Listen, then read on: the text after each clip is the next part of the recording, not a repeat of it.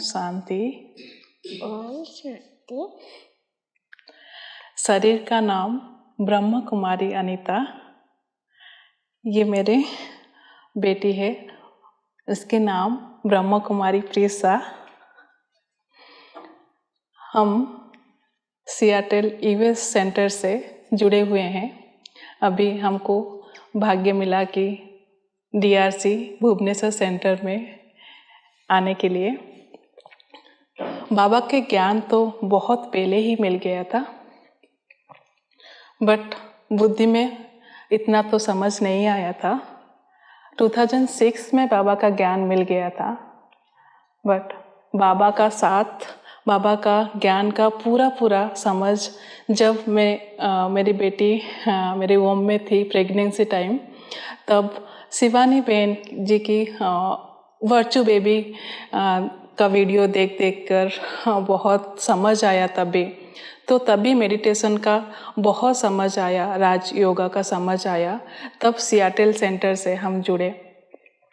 बाबा का अनुभव, बाबा का ज्ञान का अंडरस्टैंडिंग, बाबा का साथ, बाबा का फीलिंग्स इतना जो हम लोग बोल नहीं सकते, वो बस एक्सपीरियंस ही कर सकते हैं। बहुत सुंदर अनुभव हुआ जब हम सेंटर से जुड़े।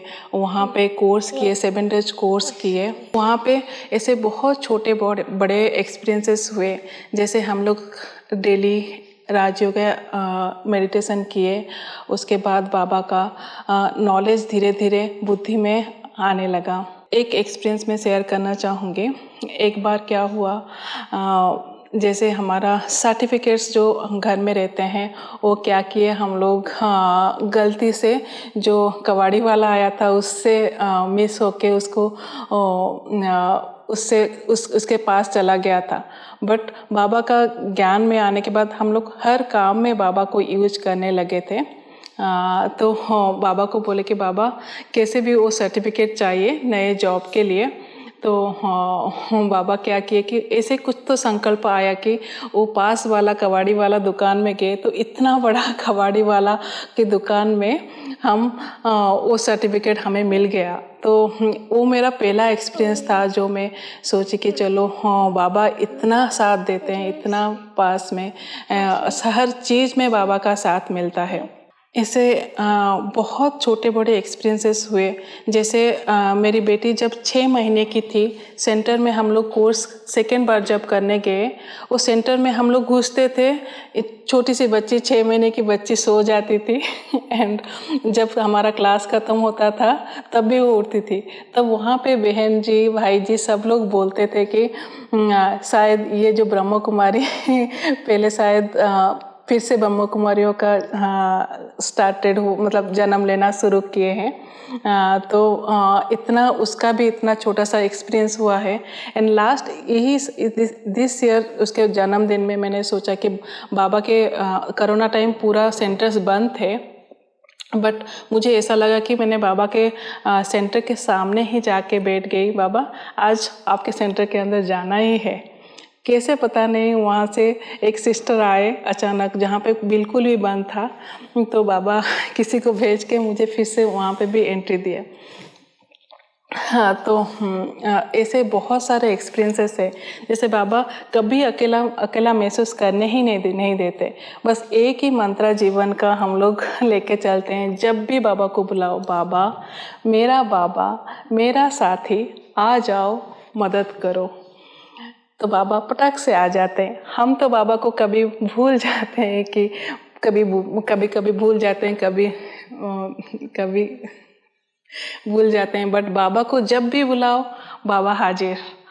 ऐसे ही संगम युग में बाबा का साथ ऑलवेज रहता है। बाबा का संगम युग का विशेषता तो सब हम जानते ही है, बट बाबा का ये हीरे तुल्य जीवन को ऑलवेज एक ही लक्ष्य रख के हम लोग चलते रहते हैं कि बाबा हमारा सबके मुंह से प्यार से मेरा बाबा निकले। और कुछ भी जीवन में नहीं चाहिए, एक ही आशा, एक ही आकांक्षा है कि सबके मुंह से, हर आत्मा के मुंह से मेरा बाबा निकले। इतना ही आस है।